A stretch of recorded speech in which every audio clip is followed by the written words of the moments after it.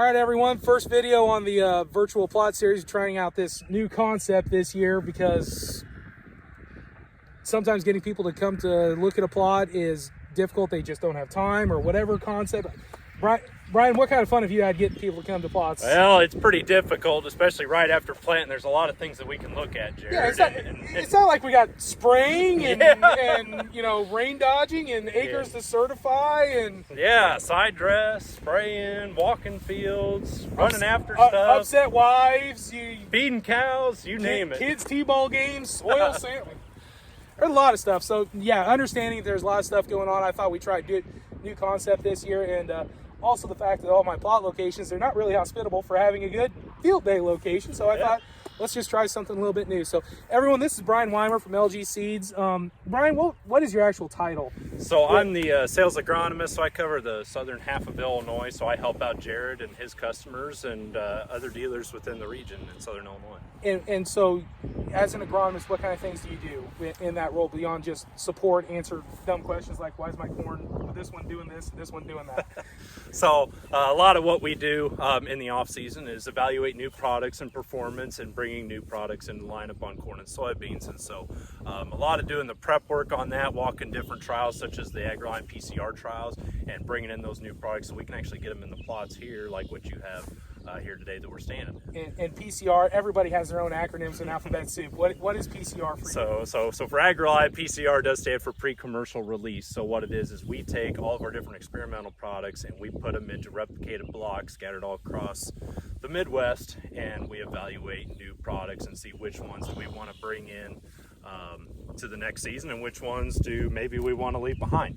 And there's a lot of things that we look at, agronomics, stock lodging, test weight, things like that. Just get that real world touch feel aspect. And I promise everybody I do know the answers to a lot of these questions, but I got to set things up in some shape, way, or form. One neat thing about AgriLine, especially for us in this neighborhood here in East Central Illinois, particularly in the, I'm going to call it the Effingham, Mattoon, Pana, Triangle, whatever, we have a PCR trial right in our back door, which is really neat because we literally have a replication of research data that we can use because it's not all the way off somewhere doing something completely different. And then the PCR, what step is that before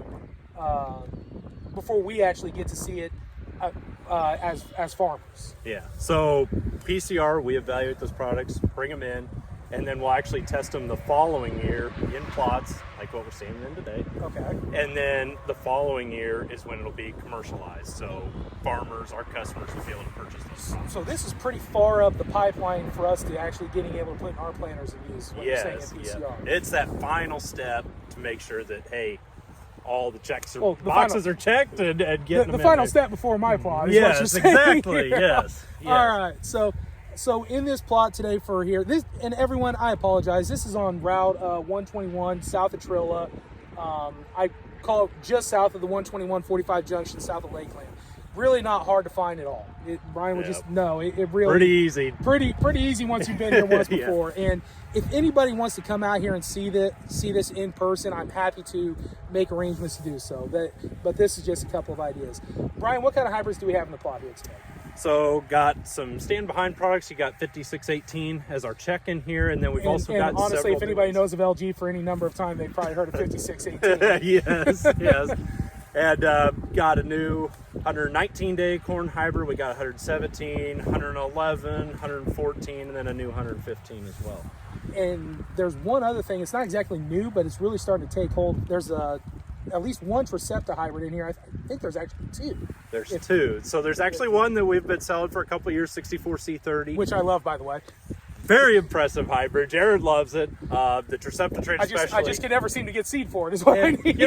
When we talked about Tricepta, one of the biggest things that we've noticed is cutworm. We found that for the past week. Brian called me up a week ago and he said, have you seen cutworm? And I said, yes. Yes. Yes. Yes. How many times did I say yes? Have I noticed cutworm is a problem? Yeah, at least 5 times, maybe 6. I lost count, to be honest. But yes, cutworm, yes. We're saying cutworm with regards to Tricepta out here. Yes. What exactly is the Tricepta trait package? So that gives us all above ground protection against our insects. Because and one of the it does come with the Double Pro trait package. Double Pro trait with that Viptera on top of that, which gives us those extra modes of action, one of them being cutworm. And we did see there was some heavy pressure cutworm this year. We walked. It was everywhere you walked. But I will say that the fields that fended it off the best were some of them that we had 64C30 in. So I think that Tricepta trait really does carry a lot of value for that cutworm. And after you and I had that conversation, it's kind of interesting. This field, I'm a little bit ashamed to admit this. I hadn't driven past it all winter, and I actually didn't know that there was actually a barley cover crop on this field until I came out here at field cultivator and found out I was terminating not just weeds, but I was also terminating barley. And the thought that immediately went through my head was actually cutworm back at the time. And this field does have Ethos XB put down in furrow across the whole field and the plot, so we do have some insecticide activity there, but we actually didn't see that much cutworm pressure on this field, which was interesting. But when I called up and talked to Nick Sider up at the U of I, he said, well, here's the thing, you terminated the green bridge, and it was a week later after that first termination, if you will, that you planted, and then you got Ethos bifenthrin effectively in the mix, so he really wasn't that worried about cutworm. But the nice thing about it is we'll be able to see come this fall potentially, if the Triceptas are standing out above everyone else, hey, maybe there actually was some cutworm pressure out here that kind of flew under the radar despite my stand counts. Yeah. So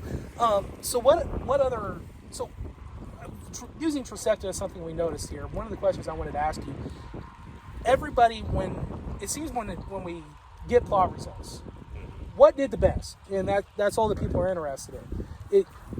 I'm sure you've come across that too. What kind of things are we missing with that attitude?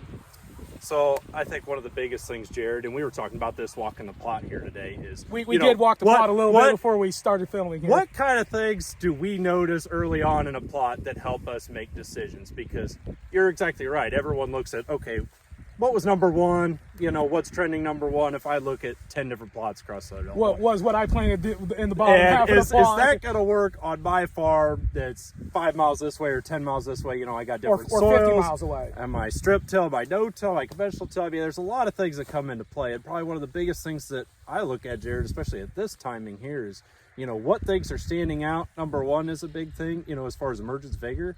Mm-hmm. And then we talked about that too, is another thing that's a really big point is what things are maybe not standing out to us. Is there some things that are going to help us make decisions? One of the biggest things that comes to mind for me at this timing is, and we talked about this, even a couple weeks ago, is emergence, grading emergence on things. So if I'm seeing a hybrid that's coming out of the ground like a rocket, which our check here does. For notes and purposes here, the camera is actually sitting on a hybrid split here. In 5618, Brian's standing in, making it look prettier than it actually is at the moment. And then I'm standing over here in the very nice 66C44. But 5618 here, this is the one he's talking about. I'll get into why it's looking a little bit rough here in a few moments here. But yeah, we've known 5618 comes out of the ground extremely fast. And so that works really well on no-till acres, strip-till, tough clay knobs, things like that. And then as Jared was pointing out, we got one of our newer products, 66C44 right here, and I'm looking right down the line. And I mean, we even talked about earlier. It's literally right here, everyone. you can look perpendicular on this plot, and you can see right to the line that this thing sticks out like a sore thumb. It's dark green. It came out of the ground fast. So I mean, our check didn't care for the herbicide program quite so much. So that tells me it could go across a lot of acres too, and the emergence is really a big thing. You're not going to get that just by looking at the yield results, are you? No, you're really not. Another example that we talked about is 5618 is known for being a rocket out of the ground, correct? Yes. There's another hybrid that it's an older one, but 5650. There's a new version of it, 61C48, which is in this plot, but it's known for being a little bit slower coming up out of the ground also. Well, okay, so we're planting, and there's a rain event coming that we know is coming. How many people planted into a rain event? You've never planted into a rain event, have you? Never. Has that windshield wiper ever been running while you were folding up the planter? And for some reason, when it comes to replant, there's always like 3 or 4 days that all the replant falls on, right? Always. Anyway, but so we're talking about these rain events and how we're planting, and then the next thing that comes into mind is, are we going to be fighting a crust?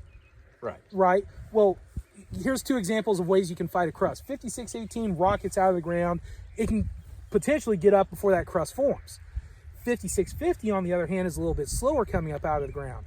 So knowing that, we can go, okay, maybe I don't have to be as quick with a rotary hoe to get out to that particular field, whereas this hybrid over here, 6434, maybe that one needs the rotary hoe a little bit quicker because it might have some emergency issues because of that crust. But that helps us make a management decision, correct? Right. Yes. So any other things that when you're out walking a plot that you work on, what draws your eye? How when you arrive at a field and you're walking in a plot, what's the first thing that you do? First thing I do, and we talked about this too, is a lot of times I don't even like looking at the actual stakes. I mean, I want to actually just look at, okay, what's sticking out, walking this plot, do I have even emergence, number one, where the planting conditions... Or you hope you don't actually have even emergence on the plot.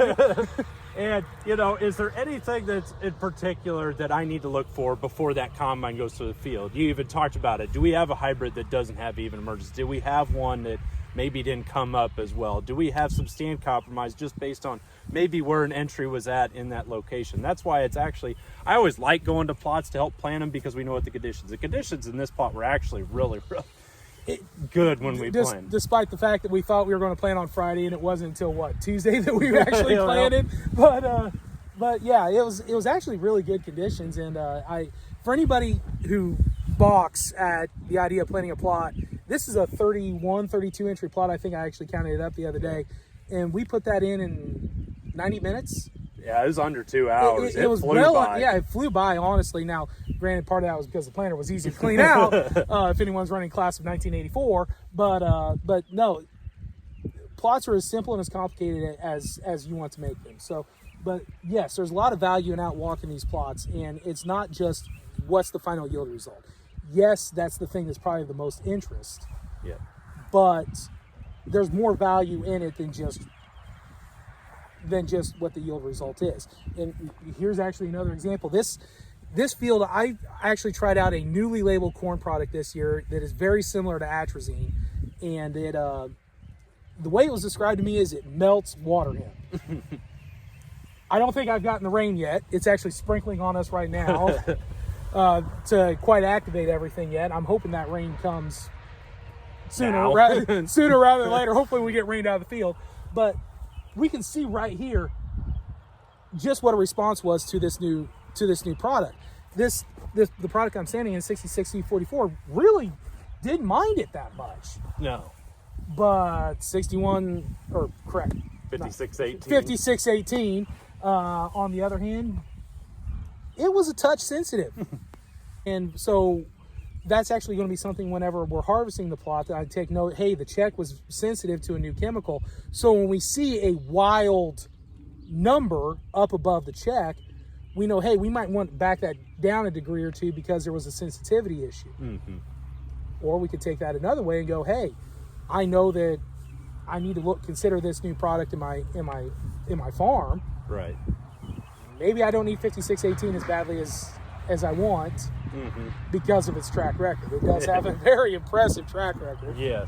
So, okay. Another thing that's cool too is, Jared, you're doing a lot of different things with starter fertilizers, even side dressing. That's another interesting thing that I like to note on plots as well, is just the different management practices that guys have on their farm. You're one of the few guys that's experimenting. We were talking about the herbicides, but also even the starter products, is to saying, okay, do we see big differences plot to plot just based on the management, one of those being starter? There has been a large uptake, and hopefully we didn't, we're still going.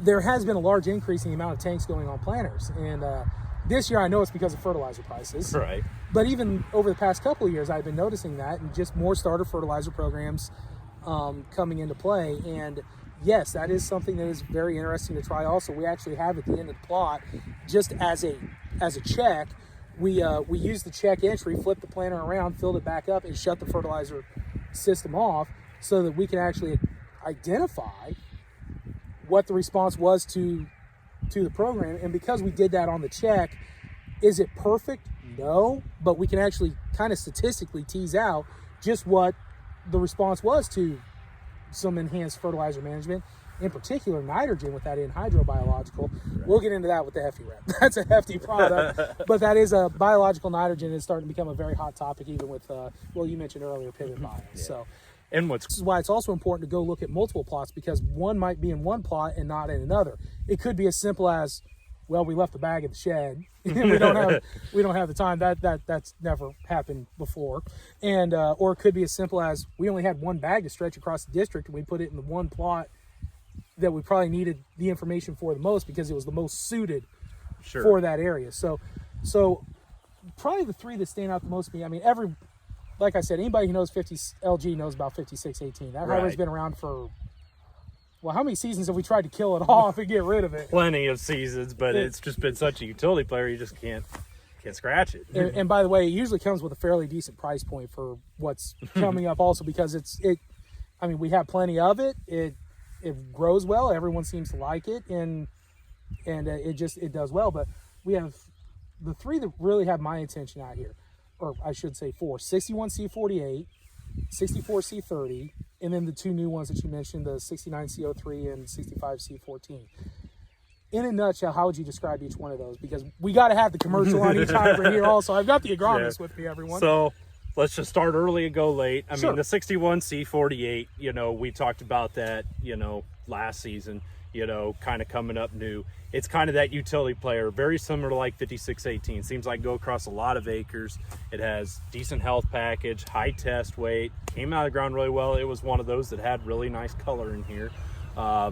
It fits a lot of people's bills and fits a lot of people's needs in a really nice maturity at 111 day. Next one in there, 65C14 and 64C30. And 64C30. We might as well talk about those two together. Just package them both. So 64C30 we've had out for a couple seasons. It's just been a really, really strong product.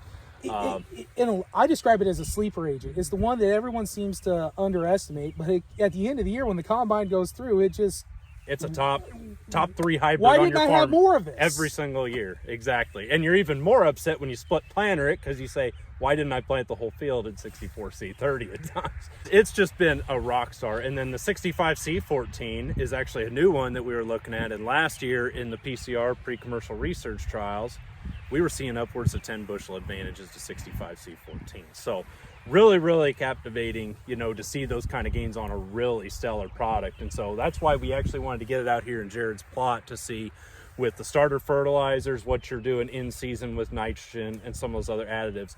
Where's that ceiling at for a product like 65C14 that's new, and trying to learn some things with that. And then there's some Texas corn. And we're not talking about the kind you put barbecue on. Some 69C03 at 119 days. So they had really strong results down in Texas. So it's very heat tolerant, very stress tolerant. And, there is some places around here in the markets where people are looking for that 119, 120 day corn hybrid. And so we wanted to stretch that product and bring it a little farther north just to see how it performs out here. Everyone's got that last 40 of corn that they show. Yep. And really by that point, yes, yield is great, but what do we care about the most on that one? Does it stand? Yes. And from where we're at, usually standability comes with maturity. We may have to pay a little bit to dry it down, but it's standing, and we know we can get it through the corn head at that point. Yeah. And another thing on the 6903 was we were talking about emergence and vigor out here, and that one wasn't really a standout as far as emergence. No.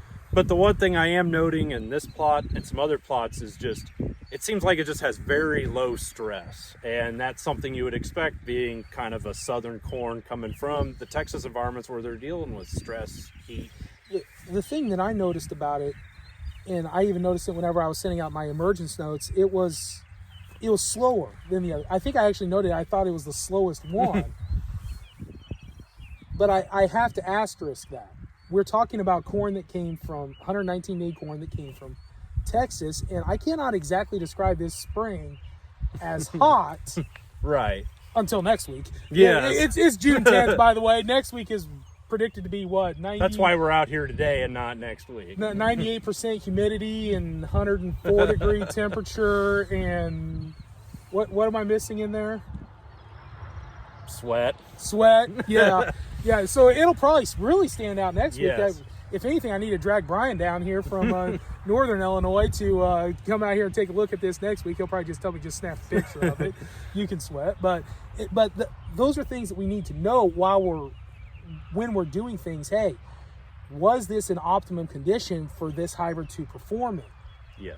Because that should temper expectations that, hey, next year we planted this because it did so well, but it was also at its optimum. Right. What was not at its optimum? Well, at the moment, I would say 69 CO3 out of this whole plot. This is a 32 entry plot. 69 CO3 is the bottom of the barrel at the moment for optimum conditions, because we just haven't had the heat yet. Right. And those are things that you're not going to pick up from the results, just Yes. the results sheet, without coming out here and actually walking the plot. And another one we didn't mention that really stood out was the 66C44. You're right. That's the one we were missing. Because that was Well, one I that, mentioned it earlier. without even looking at stakes, that was one of those that Well, just it's had the one I'm standing in. a dark green, rich color, and you're just thinking, wow, what the heck is that hybrid? You're Out of the right. 32, this was one of those that did gravitate you to the plot. The trucks are, what, 3 football fields away? 2? Yeah, I'm going I to give it 2.5. I wouldn't want to run it, put it that way. But we could actually pick this hybrid out probably from the trucks all the way over there because of how different it is just on the overall appearance. I would be negligent if I didn't mention the landlords would probably be very pleased looking at this one. Unless we get a very early frost and we need propane for everything. So, which that's going to lead into my question after this next one. But Brian, this plot here is great. Mm-hmm. And truthfully, though, in my opinion, we need more of these.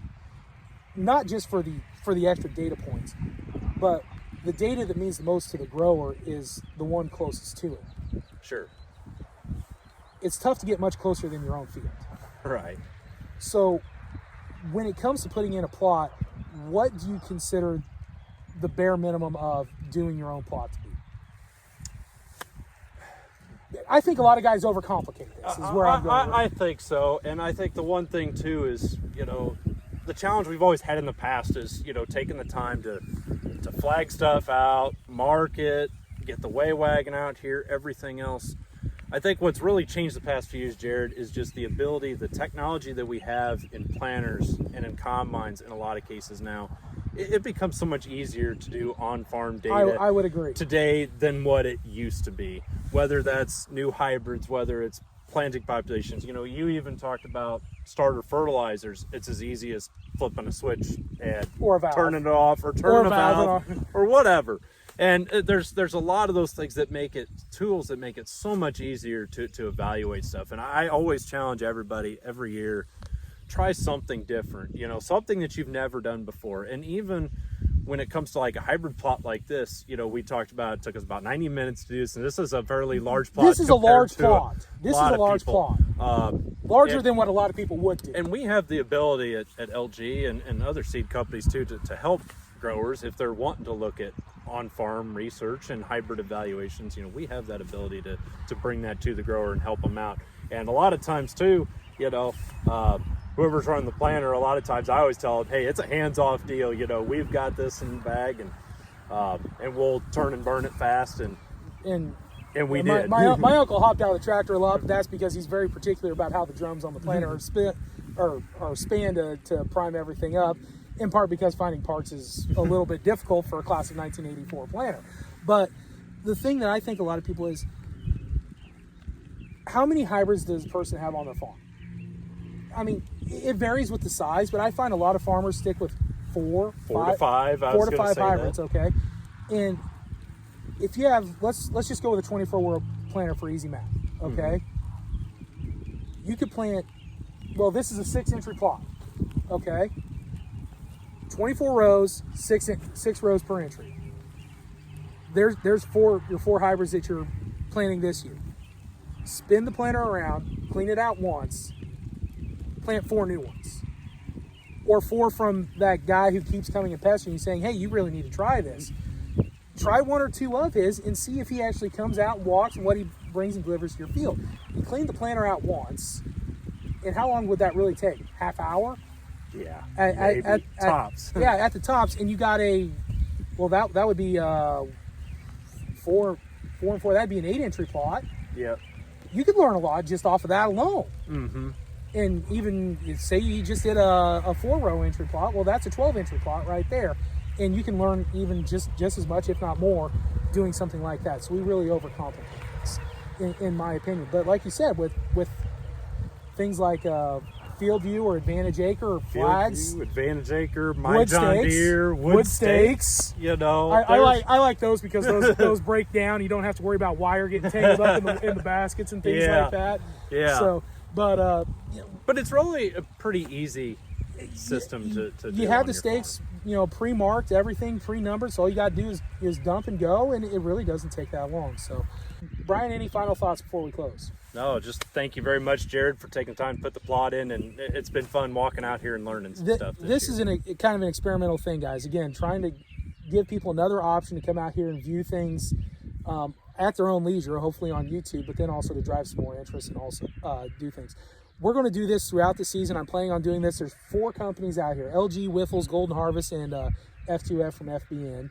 I'm planning on doing videos with most or all of them at each of the critical stages and such, and hopefully I can get Brian to come back here before, well, maybe right after 4th of July or something like that. I can imagine it's hard to get an agronomist to come out into a cornfield.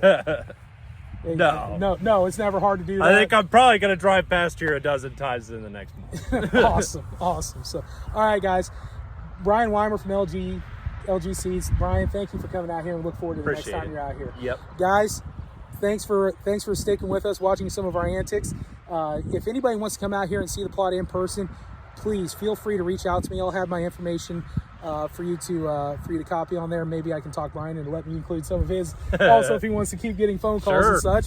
But feel free to give me a call if you ever want to come out here to actually look at things in person. So until I get that phone call from you guys, or the next time we're out here, it'll be a little bit warmer. I'm sure it will be. I ain't going to be wearing this jacket, I can tell you that. I was kind of wondering why, of course, it then started raining on us. So until next time, guys, hey, farm well, be profitable, and thank you, and we'll see you again next time. Thanks guys. Thanks, everyone.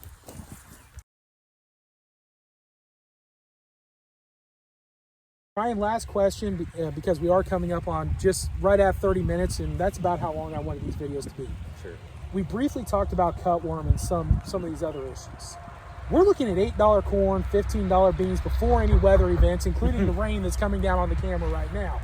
Which, can you rain a little bit more, please? With that in mind, what kind of inputs or what kind of things can we do to try and milk more of this $8 corn out? Or what kind of things are you thinking of already for this year to preserve what we already have? I'll share one that I'm already thinking of. It is actually Physoderma, because it's warm, and Advantage Acre, one of the digital ag platforms from AgriLion, I've got a whole video on that one with Jeff Joslin, but it's actually forecasting a very is a strong word, but a fair amount of rain for the year, and we get water pooling up in the whorls and warm weather, and Physoderma comes along. It's hard to harvest an ear if that stalk is just snapped right off. So that's what I'm actually thinking about in terms of when we're coming out here, we can actually put some Azoxy in real cheap and possibly prevent that problem. What kind of things are you thinking of? So big picture for me was, and you mentioned it a little bit, is disease, so I mean, we've still got, a lot of cases where guys can add in, that early season fungicide pass to minimize that stress. We've got a big heat wave coming in a lot of parts of Illinois. That's one thing that's coming into mind, especially at tassel time. We had tar spot really bad up in central northern Illinois. Don't mention tar spot. That's a whole nother video. Southern rust, it seems like we deal with coming from the south. We don't wait for it. You had to mention those two, didn't you? But the last thing, guys, if we need to, we'll bring him in to talk about tar spot and southern rust. But those are going to be videos in and of themselves. Last thing I would mention, and that's something that we can really kind of focus on all season long, is tissue testing on our corn crop. And so looking at fertility levels in our corn crop, and in a lot of cases with tissue testing, is we can make actionable decisions based on those results to get some changes made either in the current year to again preserve that high value $8 corn, And in other cases, even be thinking about next year as to our overall fertility program. Are there some things that we need to do? A lot of things that I've been seeing with a lot of growers that's been trending the past few years has been sulfur. A lot of guys who have never been adding sulfur to their farm are now seeing a lot of deficiencies, fairly common on a lot of their acres, and they've never been supplementing that. And so we've actually had always a been few getting growers, it from the acid rain. Yeah, and now we don't have that coming from the atmosphere, so we got to supplement it somehow. So I actually have a lot of growers who've been doing some side-by-sides or even just some whole fields, and they're seeing some really big gains from that. So there's a lot of things that we can learn from tissue testing, and Jared, I know you do a lot of that. I do have some experience with tissue testing, and my advice to anyone on that, Mark, would be you can make some corrections, but that comes off of very timely tissue testing. And by that, I mean this corn out here, I don't know, quick growth stage, what would you say, V4? 1, 2, 3, 4. Very, sure. Yeah, mid V4, right? So in a lot of ways, it's almost too late to do any corrective thing for that V5 time frame right now for any foliar application or any side dressing or anything, because by the time you pull the sample and send it off, be it Midwest Labs, Ag Source, the closest one for us would be Champaign, but even that, it's a Friday. By the time you get the results back, it's V6, V7, and you've already missed that peak window for when you can actually make a corrective action. So I would actually encourage people, V5 is a critical time. Go out and do some tissue testing at V3, maybe a very early V4, or even V8 to V10, so you can make a correction before the VT time frame, some things like that. But the important thing with tissue testing is it's a snapshot, and it's best to have a trend line to work with. Hitting those critical growth stages, I would say, is a bare minimum, and it's best to do that in conjunction with a soil test also. But yes, tissue testing would be something very, very actionable that a person could do to establish a good trend for what they need on yield. But yeah, side dress away. Honestly, that, especially with $2,000 anhydrous, that's the best way I can think of to capture the most value out of that.